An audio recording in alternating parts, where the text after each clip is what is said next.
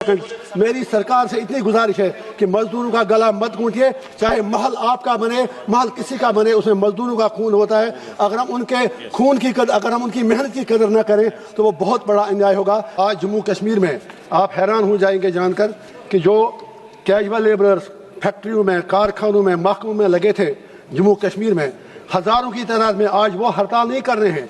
उनके बच्चे आज, जो बच्चों की एज जो 20-22 साल है, जो कैजुअल लेबर वो 50 को क्रॉस कर चुके हैं, लेकिन रेगुलर अभी तक नहीं हो रहे हैं। अब्दुल राशिद जी।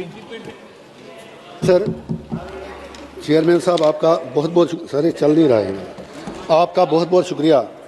उठो मेरी दुनिया के गरीबों को जगा दो, काकी उम्रा के दरो दीवार हिला दो, जिस खेत से दहकान को मैसर न हो रोज़ी, उस खेत के हर खोशे गुंदुम को जला दो। चेयरमैन साहब, पब्लिक सेक्टर की हालत क्या है मैं आपको अपनी मिसाल से बताता हूँ। 2008 में मैं भी पब्लिक सेक्टर में काम करता था। 14 साल के बाद जब मैंने नौकरी छोड़ी, 2008 से आज 2026 है और अभी तक कुछ मेरे एरिया वहाँ बकाया है, तो आप उससे अंदाज़ा लगा सकते हैं कि क्या मजदूर की हालत क्या है। मेरे प्रॉफिट का कहना है कि मजदूर को मजदूरी जो है वो पसीना आने से पहले दिया जाए, और क्या वजह है कि आज आप मजदूर से उसके स्ट्राइक करने का भी हम हक छीन रहे हैं।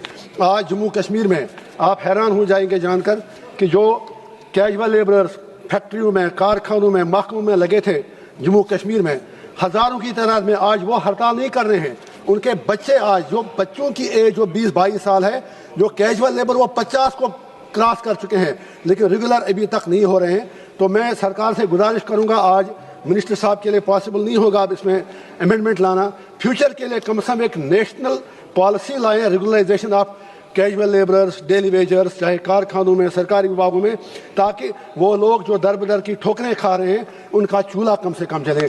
इसी तरह जो पोर्टर्स बॉर्डर पे काम करते हैं, करना से लेके कन्याकुमारी तक, फौज के साथ, BSF के साथ, जब उन्हें कुछ होता है उनके राइट्स बिल्कुल भी प्रोटेक्टेड नहीं। अभी सर जम्मू कश्मीर में 2 पोर्टर बारामूला में काम करते करते जहाँ बाक हुए, मामूली उनको मुआवजा मिलता है, कोई कंपनसेशन नहीं।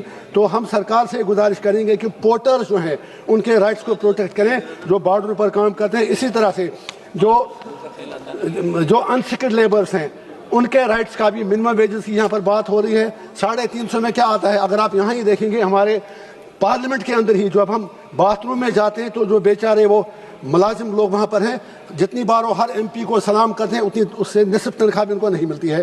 वो भी एक अनऑर्गेनाइज्ड स्ट्रक्चर है। कम से कम ऐसे लोगों का हमें ख्याल रखने की जरूरत है। तो मैं ये चाहूँगा, और सबसे बड़ी बात, अगर एक्सीडेंट में कारखाने में कोई मजदूर मिले, कहीं और मिले, लेबर कोर्ट तो हैं लेकिन काम होता नहीं है।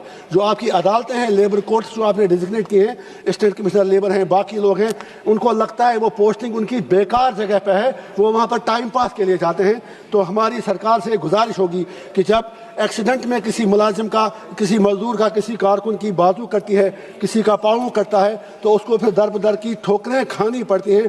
तो मेहरबानी करके उन चीज़ों की तरफ ख्याल दिया जाए। और आखिर पर सरकार से मैं यही गुजारिश करूंगा कि जैसे चंद्रशेखर आज़ाद जी ने ज़बरदस्त बात की, जब यह हमें भी हमारी बात नहीं सुनी जाती तो हम भी वेल में आते हैं। जब आप मजदूरों का गला काटेंगे, अब आप 100 से 300 आ जाइए, 51% आएंगे तभी यूनियन बनाएंगे, फिर सारे देश कैसे। बस जस्ट 30 सेकंड मेरी सरकार से इतनी गुजारिश है कि मजदूरों का गला मत घूंटिए, चाहे महल आपका बने महल किसी का बने, उसमें मजदूरों का खून होता है। अगर हम उनके खून की कदर, अगर हम उनकी मेहनत की कदर न करें तो वो बहुत बड़ा अन्याय होगा। आपका बहुत बहुत शुक्रिया। Thank you. धन्यवाद जी। माननीय श्री उमेश भाई पटेल।